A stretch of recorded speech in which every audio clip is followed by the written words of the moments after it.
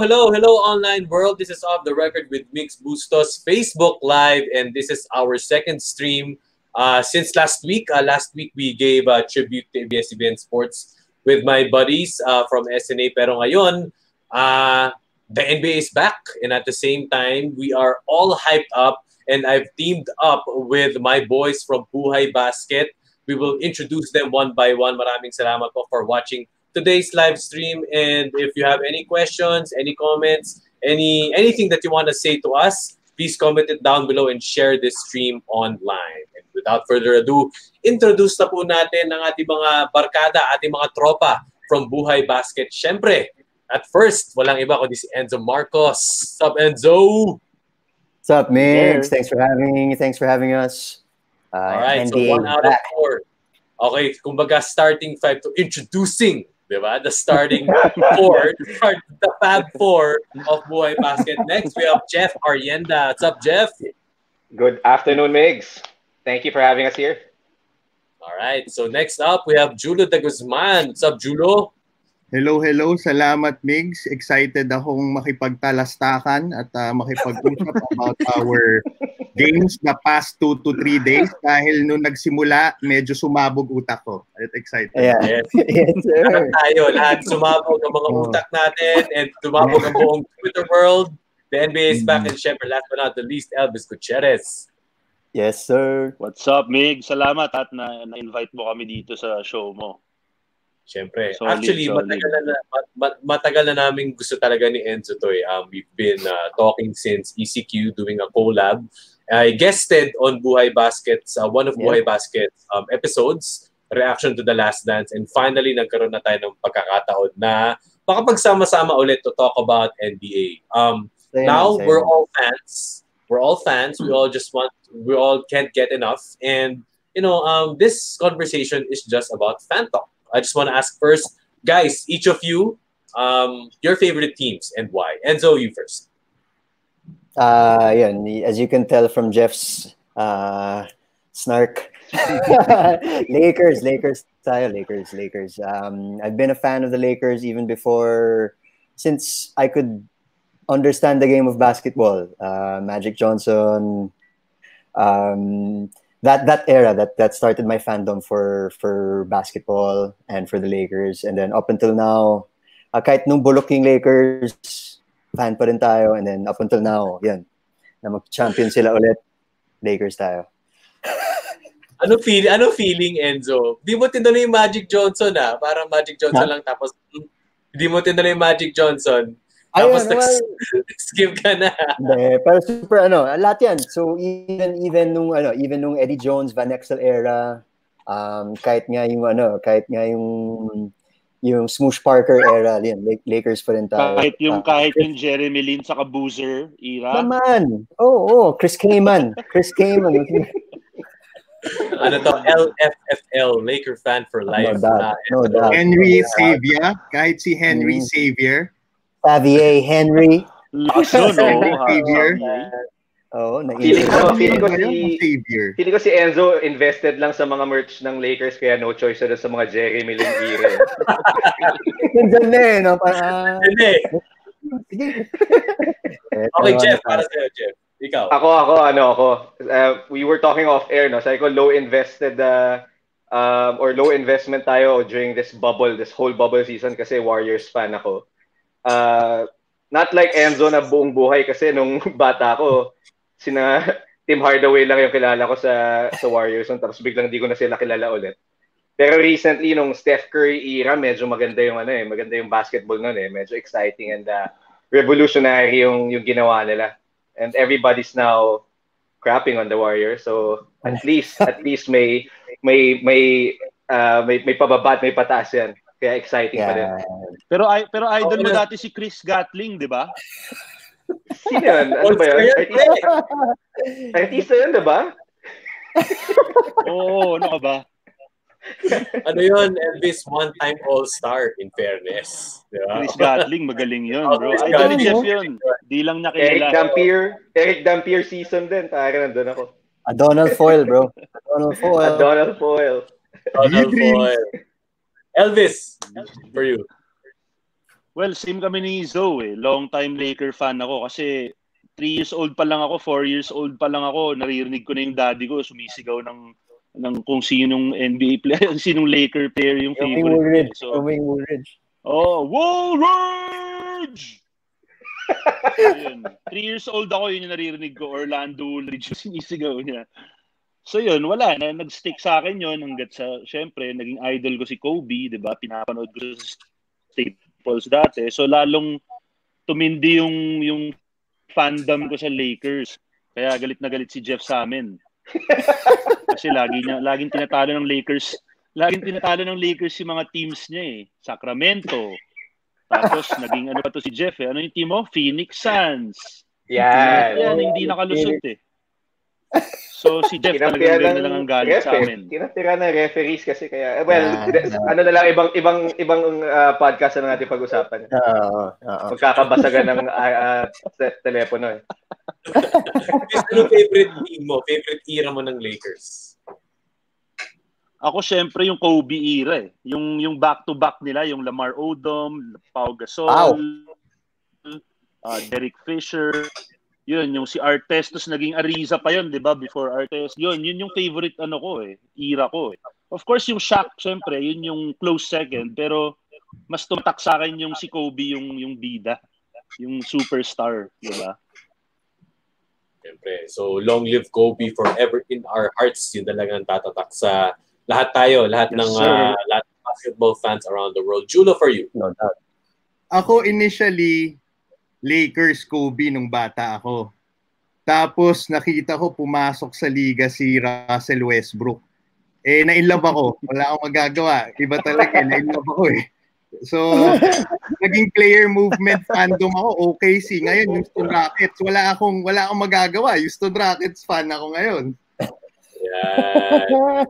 Actually, pa-follow up ako. I'll just get this out. I mean, I've been scrolling through your feed sa Perea Street, and that's still the latest video. Laugh trip, sobrang tawang-tawa ako din sa video. Can you tell us about the woman fan din sa video mo? You look like Russ, sabi niya. Japan. Laugh trip. Laugh trip yun. Bali kasi nag-shoot kami nila Jeff noon, wala si Viz noon eh. Nag-shoot kami ng mga fans before the game. Tapos, syempre, inaabangan namin yung mga players, di ba? Kasi yun talaga, yung dapat sa puntong yun, may pagka-chill ka rin lang eh. Kasi trabaho to eh. Yan si Julo doon. Diba? So, it's that kind of mentality, no? To be chill and work, but at the same time, be a fan has been a constant struggle for all of us while we were there. Pero it was fun nonetheless. Na-meet namin yung mga fans. Tapos G sila. Parang G ka makipag-energy with them eh. Tapos yun, nakilig ako nung sinabi ng babae yun. Paano? How did it go? Sorry boys. Sabi lang niya, you look like Wash. Ganun siya. Unprompted. Sinabi lang niya. Thank you. Pare, Pagalaw na lang. Oo nga, di ba? Bihira yun. Bihira sa ating mga Pilipino ang kamukha NBA player. Diba? Idol mo pa. Si Jeremy Lin. Except si Jeremy Lin, medyo, nung umuso si Jeremy Lin, hassle for me kasi hindi rin ako ganun kagaling eh. So, wow, si Jeremy Lin, Ay, hindi, singkit lang pala. Anyway, guys, sige. Collect din yan. Si Memo. Memo! Stretch for yan. Ikaw na lang, Enzo. Ikaw na lang hinahanap. Wala. Never. Yet to be yet to be seen. Yeah, superstar na kasi siya, bro. Superstar na. Hindi na maabot. Guys, NBA bubble. So ngayon, mga scrimmages pa lang. Next week, NBA na. But I'm sure we've all been seeing tweets on how fun it is to be in the bubble. And so, what was it like for you seeing those tweets? Or like parang seeing them na nag-fishing, seeing them na nakipagkulitan?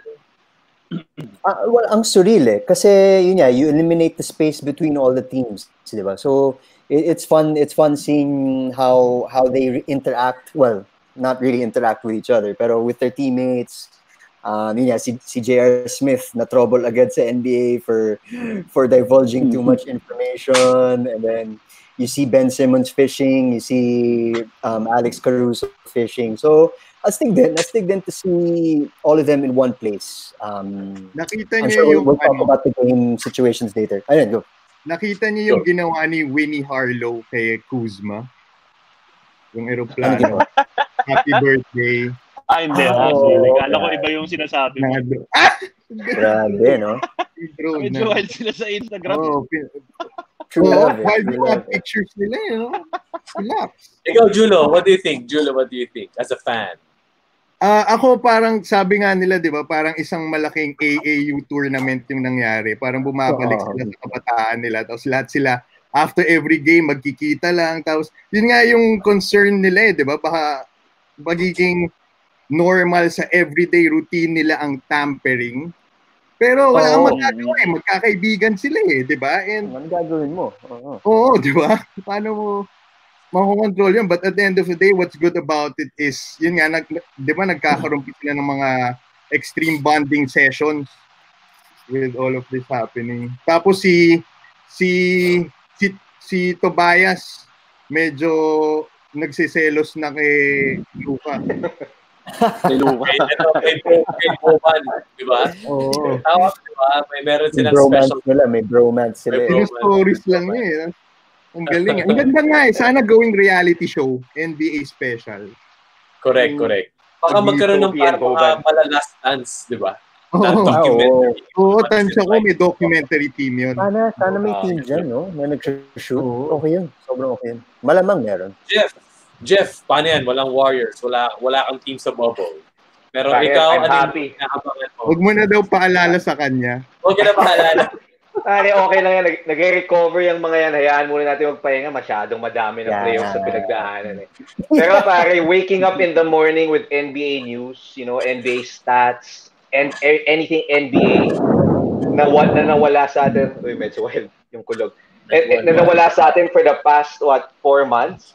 Medyo iba yung feeling na excitement na uy, live to. As in, it's actually happening. Na hindi rerun, hindi 90s footage ni MJ yung pinagkaka-excite natin.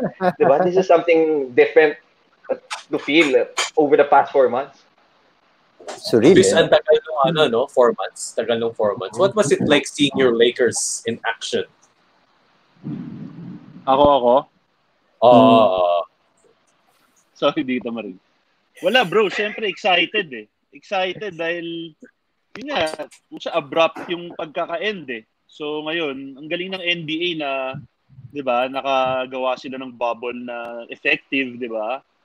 So for me, exciting na, 'di ba, we're back to watching basketball again. Saka nakakatuwa yung bubble eh, 'di ba? Yung isang account sa Twitter, yung parang NBA Bubble Life.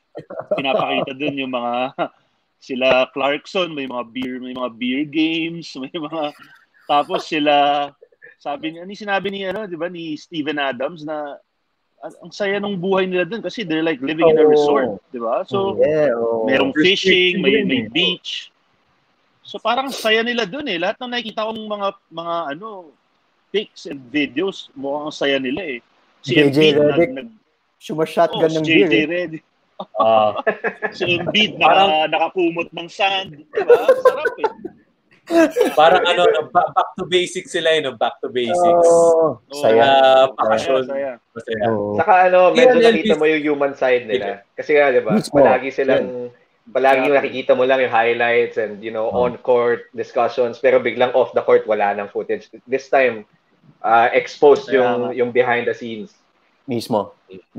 Ikaw, Enzo, sinong favorite mong Laker ngayon? Ngayon, masaya si JaVale eh.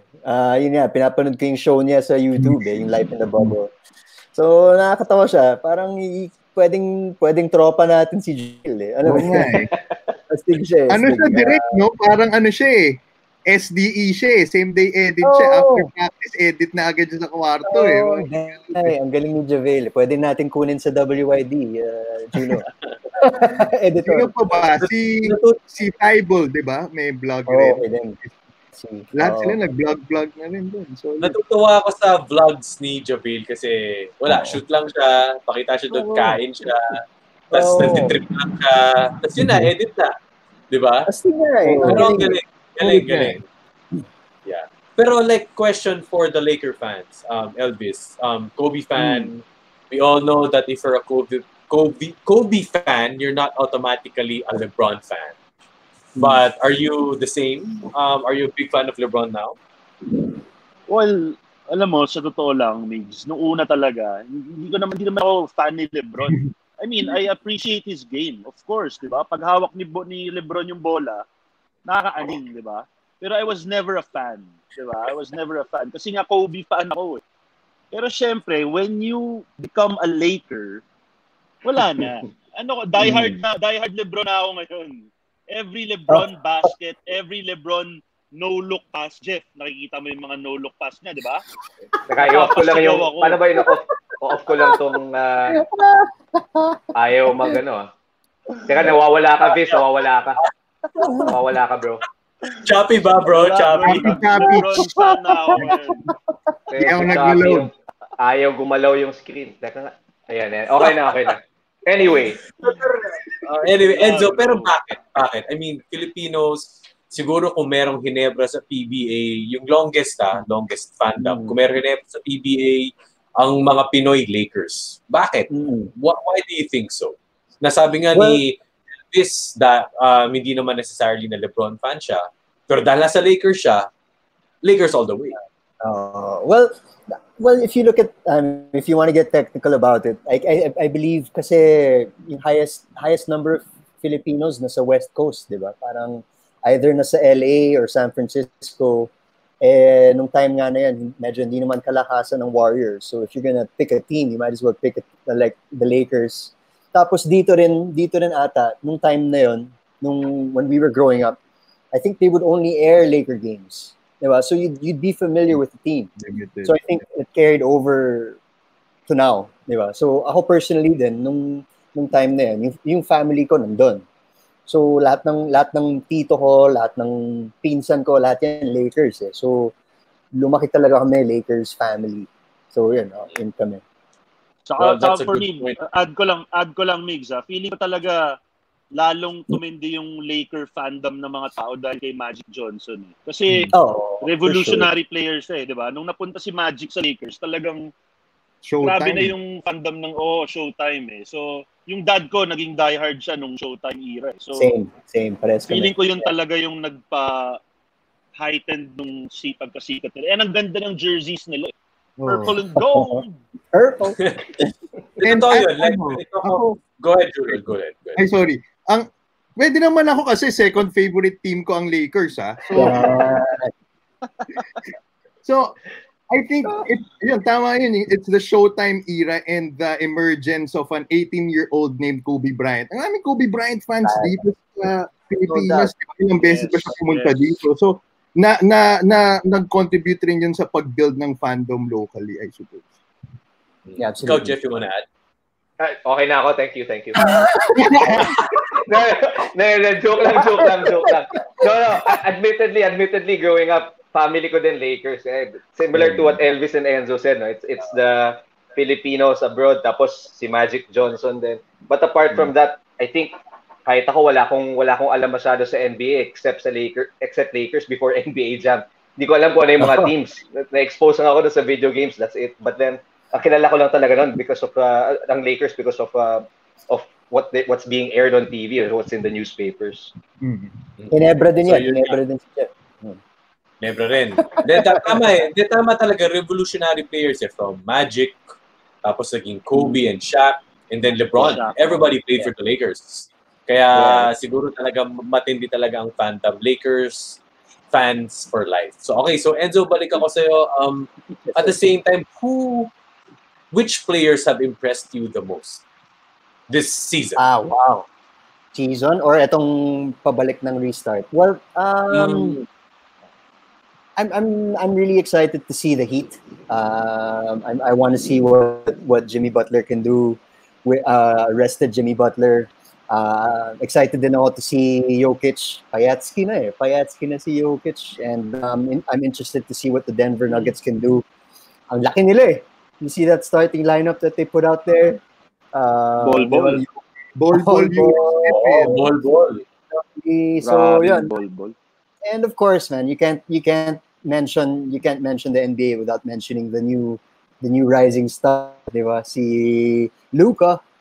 So, yun yung medyo ko ngayon. Doon ako excited. Those players. Julo para sa'yo. Ako, excited ako sa sino na magiging 8th seed sa West. I mean, ang raming yan magbabakbakan. And si Zion, kakabalik lang kanina. He's back. Hopefully, makalaro na siya mamaya. Alam mo yung schedule eh, no? Like, 3 a.m. Check ka na, bro. Ay, bags na. So, yun, and ang raming narratives yun nga, 8 spots sa Western Conference and emergence ni Seth Curry. Ang galing ng pakita niya last Seth. Before nag-start yung quarantine. Di ba? First ata siya 3-point percentage this season. Nagwawala. So, yun rin. Excited ako doon. Luka, Kristaps, PG, Kawhi, hanggang kailan sila? Battle of NBA Orlando, di ba? Yeah. Abyss. Yun nga, sinabi ni Julo, yung race for the 8th spot, yung excited ako dyan eh. Kasi basically yung 1 to 5 or 1 to 7, 1 to 6, nakaset na eh, di ba? So yung race for the 8th spot, kung sino makakalaban ng Lakers, syempre, either Zion, di ba? Or Damian Lillard. So parehong mabigat na teams yun. So, di ba, medyo yun ang inaabangan ko eh. Yung race for 8 sa West, lakas nun. Gandang race nun. May Memphis pa pala. Sorry, may Memphis pa. Actually, it goes all the way down to the Kings and the Spurs eh. Para mga 1 to 2 behind lang sila. Tapos, diba? So, can I just add si Nurkic naglalaro na. Yeah. Grabe yun. Matagal na wala. Dami yung nagsasabi that the Blazers can upset the Lakers in the first Oh, round. yeah. Si Barkley kasi nagsabi kaya wala naniniwala eh.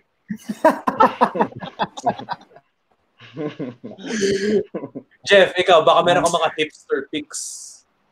Ako, well, I think I enjoy watching the Mavs. Maganda yung Mavs because again, Luka, maganda yung combination ng team, hot shooters.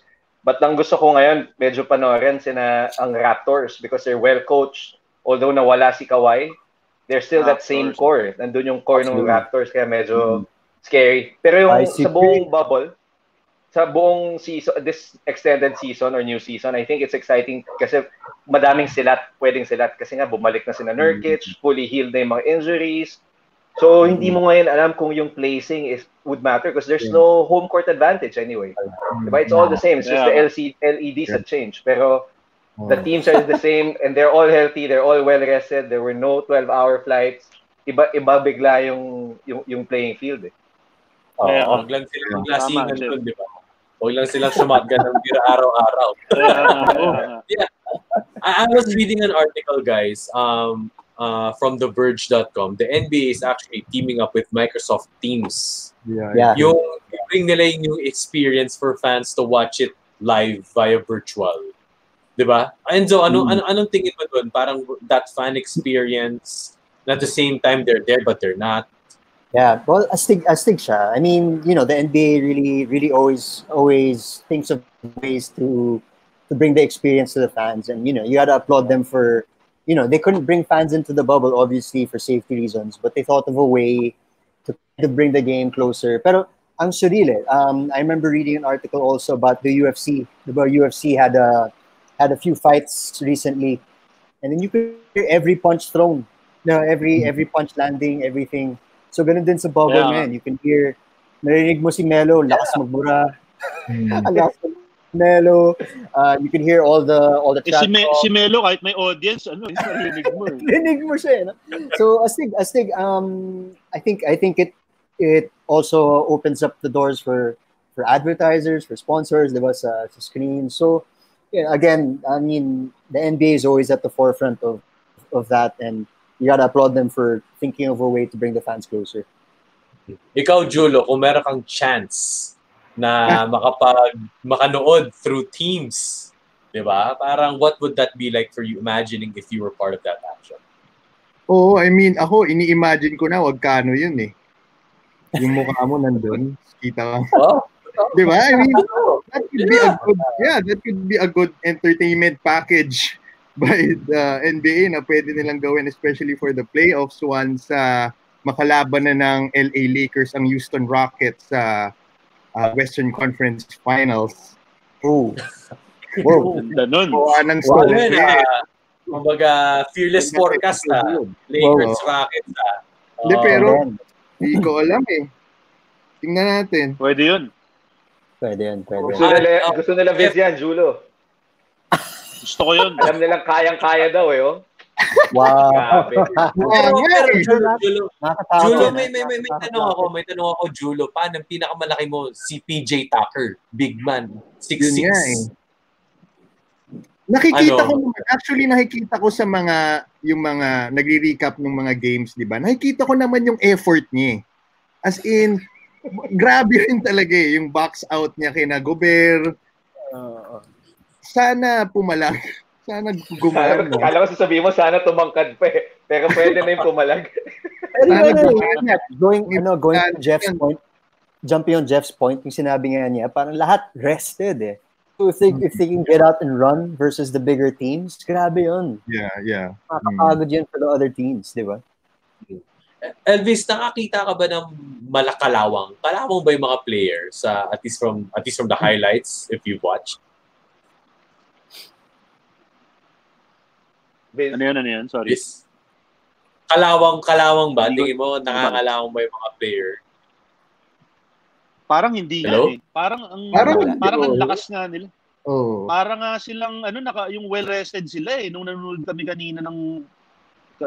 ako kanina, parang sabi ko, wow, ang lalakas na naman nila. Parang, di ba? Mid-season form silang lahat. Mid-season form. For me, magandang labanan to. Tama yung sinabi ni Jeff eh. Nag-iba yung battlefield eh. Walang travel, di ba? Wala yung pagod from going to another state to another, di ba? So, andun lang sila eh. So, they can just focus on the games. For me, magandang to. Kaya nung sinasabi nila na may asterisk daw yung sino mag-champion, for me, it's gonna be harder. Mas magandang laban. Mas even. Yes. Ito na nga, I was going to this, Enzo. I want to ask Jeff this. Question from JC Ansis. Sa Facebook, sa Buhay Basket. Yes. Jeff, ikaw, sino daw ang picks mo maybe for most improved? Uy, most improved, mahirap yan ha. Sino ba top of mind na pwedeng most improved? Napaisip nga ako bigla eh. Brandon Ingram. Tama, Brandon Ingram, Although, tama. Talaga, tingin mo? BI pa din? Ko, bro. Laki nung leap niya this year. Ako, Bam Adebayo. Yun yung sasabihin ko, hindi ba si Bam? Adebayo din ako. Adebayo ako doon. Kasi from nowhere. Out of nowhere. Although yung... Di ba backup lang siya ni Whiteside? Oo. Yes. Pwede ba si Luka? I mean, technically, di ba? Pwede. Pero kasi, baka mas MVP. Baka pa mas MVP. Pero technically kasi diba? Pwede. Caruso dapat Jeff. kasali. Caruso. Sa akin pwede yung... Legit. Parehas kami buhok nun. Parehas kami. Choppy ulit ha. Choppy ka na naman, Viz ha. Choppy ka ulit, Viz.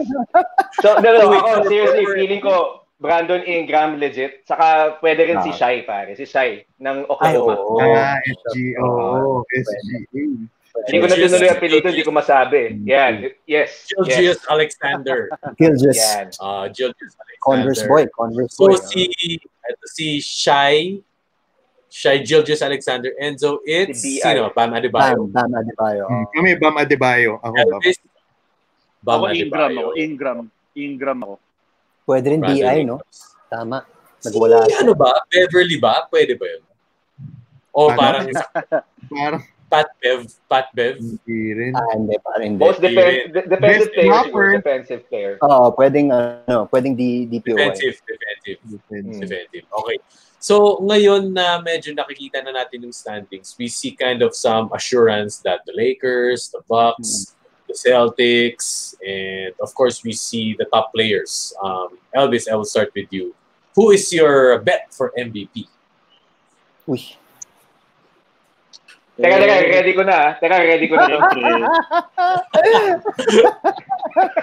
Tingnan muna natin. Ituloy mo na, Biz. Ituloy mo na. Hindi ako napipressure sa mga Laker fans. Wala, the King, bro. The King, LeBron.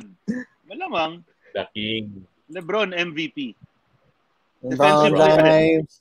Yeah, sige. Kayo muna. MVP muna. LeBron. Sige. LeBron. Julo MVP. Nag-isip ako luwari. Ang hirap kasi. Pwede bang pareho? Meron bang dalawa nanalo? Co-MVP? Nangyari Wala pa. Rookie of the Year meron. Kasi yung isa, Rookie. 2010, one of his finest seasons, year 17. Yung isa, 29 and 15. Di ba? Parang, hindi ko alam actually. Hindi ko alam. Abstain. Either Giannis or LeBron. Ako, pero mukhang leaning towards Giannis. Although I'm a Laker fan also, pero parang Giannis. Jeff. Ako, Luka pare, iba yung smile eh. Bukod sa Barely step back niya, legal, bro. Barely legal. Sobrang 20 years cute. old. Sobrang cute, bro. Sobrang cute. Cute nila ni Bogan eh, no? MBS, most valuable smile. Yun, Yes, pare. sir. Siya na yun. Best in smile, eh. Best in smile. So, we have LeBron, Giannis, Luka, Jeff. Enzo. As much as syempre Lakers tayo, pero mukhang Giannis. I think they'll give it to Giannis for this year. Magba-back to back si Giannis. Binuhat niya talaga yung team eh. Alam mo yun? Tsaka kung mawala si Giannis sa team, I don't think they'd even scratch number 1. So conversely sa Lakers, andyan naman sila Anthony Davis, sila AC Fresh. Caruso talaga yun. Pero, I mean, syempre, yung pangalawang name drop eh, no? That's not to belittle the Kings contributions team. Syempre, buhat din yan. Pero, iba yung Giannis. This year. Iba yung Giannis. Maiba naman tayo ng tanong kasi we always ask about or we always talk about sino magpa-final, sino magcha-champion. Ibahin lang natin ng konti, Elvis. Well, Julo kind of gave a hint earlier. Para sa'yo, sino ang magka-conference finals? East and West. Oh. Siyempre, ang pinaka-gusto ng mga tao is Lakers versus Clippers, di ba? Ako, yun yung gusto ko. Kasi, battle of the, toughest na, di ba? Kumbaga, sinong lumusot doon, well, di naman mag-champion. Kasi malakas din yung East, di ba? May Bucks, may Raptors. So, sa East, medyo mas toss-up di ba? Kasi, ang hirap i-predict Kasi yung Bucks, ako, sa totoo lang, wala akong tiwala masyado sa Bucks. I mean, they're a strong team, but hindi sila proven, for me. So, they can be beaten for me, like, kahit mga Miami, ma-challenge yung Bucks, feeling ko. Miami din ako. Diba? Miami, Raptors, diba? Last ng mga yan, Pero for me, syempre, gusto ko, Raptors versus hindi ko nga alam. Philly. Maganda rin yung Hindi naman tapos. Philly, Embiid, diba? Hindi ko alam. Yung East, hindi ko alam. Sabay abstain din ako.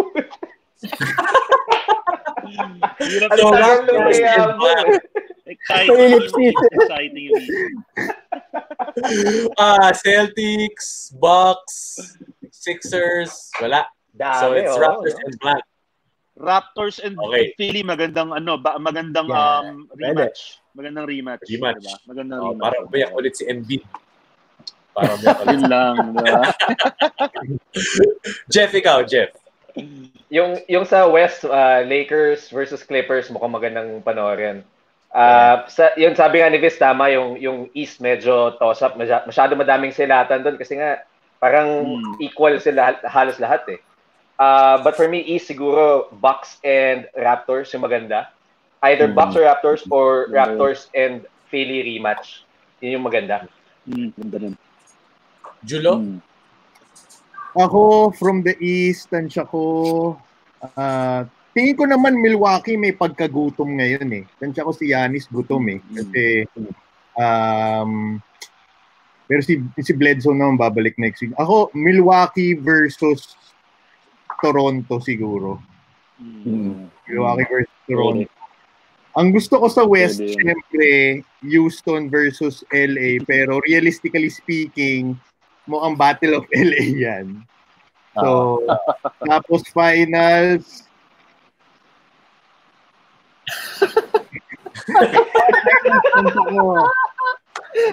Gusto ko makapanood ng gusto ko mapanood ng LeBron versus Giannis eh. Parang Sarap mo. Yes. Wow. Entertainment galore. Sarap man. No doubt. So, agree ako sa Lakers Clippers sa West. Tapos I want to say that Miami will get out of the East. I mean, we'll get to the conference finals, pero mukhang Raptors Bucks din yan eh. Mukhang Raptors Bucks. Yan. all right. So, great discussion. Before we end this fun chat and live stream, this one I should have asked this on the first part. I just want to ask Enzo. Enzo, how did Buhay Basket start? What was it like, with you guys? Okay, so si Viz at si Jeff ang nag-start ng Buhay Basket talaga. It's Jeff, Viz, and our other brother, si John. They had a blog. They used to post articles on their site. And at the time, I was getting into creating videos. So sabi ko, tropa ko sila from college, from Giho days. Giho eh. No? So, yun. Superstar si Zo nun eh. Yeah, sa clarify ko lang, Migs, fans kami ni Zo. Nanonood na kami ng game niya. Tapos, kinuusap ako ni Zo, bro. Nung kinuusap ko ni Zo, kinilig na ako. Sabi ko, shit, kilala niya ako, bro. Tinawag niya ako by my first name, kahit mali. Oo, kahit mali yung first name. Jess, sabi ko, uy, kilala niya ako. Pero yung story talaga nito, kami ni Viz, we were in a party before. Alam mo yung mga nung get-togethers in the house. Palagi ako, Viz, saka si John, nagkukumpul-kumpul kami sa isang sulok, nag-usap kami basketball, fantasy. Tapos yung wife ni Elvis now, si Alexa, lumapit sa amin, anong puro basketball? Dapat tayo na lang kayo ng site, ng blog, mag-usap kayo, tawagin niyo Buhay Basket. Tingin na kami nila, Viz. Hindi. Pwede na. Di ganun. Sige, di ba sabi niya, Viz, palagi kayo basketball kailangan. Clear the story. Controversy kung paano nagsimula eh. Yung name may controversy paano nagsimula, bro. Sige, bakit? Sa totoo niyan, nasa bahay talaga kami, nakahiga kami. Puro fantasy na lang pinag-uusapan namin ni Jeff. So lagi ako nasa phone. Sabi ng asawa ko, ano ba yung ginagawa niyo sa basketball? Ba't di kayo gumawa ng something, ng blog or ng site? Kasi yan lang yung buhay niyo eh. Lagi na lang kayo ng puro basketball. Sabi ko, babe, tama yung sinabi mo. Ba't di na lang natin tawagin Buhay Basket? Bro, ganun talaga nagsimula yun. Right then and there. Yung buhay niyo. Sabi niya, yung buhay niyo, lagi na lang basketball. Sabi ko, hanggang ngayon, di ba, Vince? Sinasabi pa rin sa atin yan eh. So, yung galit niya, parang sinabi ko, okay, parang nakahap ako ng dun sa galit niya sa amin. So, kami ni Jeff talaga nag-uusap na kami about a blog or a site. Eh. Matagal na. Yung name, important yun eh. So, parang dun nag-click sa akin, oh shit, nga no, why not? Buhay Basket. Why not? So yun, sabay sinabi ko na kila Jeff, yun. Nagustuhan nila, dun na nagsimula yung Buhay Basket. Sabay si Zo, of course, nung nakuha namin, starting point guard namin, wala na. Doon kami talagang gumagawa na kami ng mga videos. Yun na yung start namin. Buti pala nagalit si Alexa, no? Buti pala nagalit siya, bro. Actually, malaking bagay yun. Saka yung sinabi niya, nagalit siya sa amin. Sabi ko, yun talaga yung aral. Yung fantasy nun, talagang pasagsagan yung Grabe si Jeff mag-fantasy noon. Lagi akong kinukulit about trades. Sabi ko, babe, si Jeff makulit. Ako pa. Yeah, let's take this off air. So yun, ganun. Eventually, sumali na si Julo sa amin. Latest addition to the team last year. 6 months. Yan yung Brody ng Buhay Basket, bro. Yes. Russ West. Julo, what was the story like? Free agent pa? Na-trade pa? What's it like joining the club? Siyempre, nung in-initiation nila ako sa Japan Hindi ko nasasabihin ang ginawa namin. Pero yun na ako in-initiation. Nakilig ako doon, siyempre. Pinakarga ng bags Rookie treatment. Okay, lastly, promote, plug Buhay Basket, its works, and saan ba nila kayo masusundan? Wants to go. All right, so just you can check us out on YouTube, youtube.com/buhaybasketph. We have a new Facebook group that's growing. Sali kayo doon. Migs is part of the group, Buhay Basket Talk on Facebook. And yun, so season's coming back. We're going to be ramping up more content. We're going to be bringing back our podcast. Migs, guest ka ulit. That'd be great. Of course. Okay, last question para sa inyong lahat. Julo, sino magcha-champion this year? Lakers. Yeah. Lakers.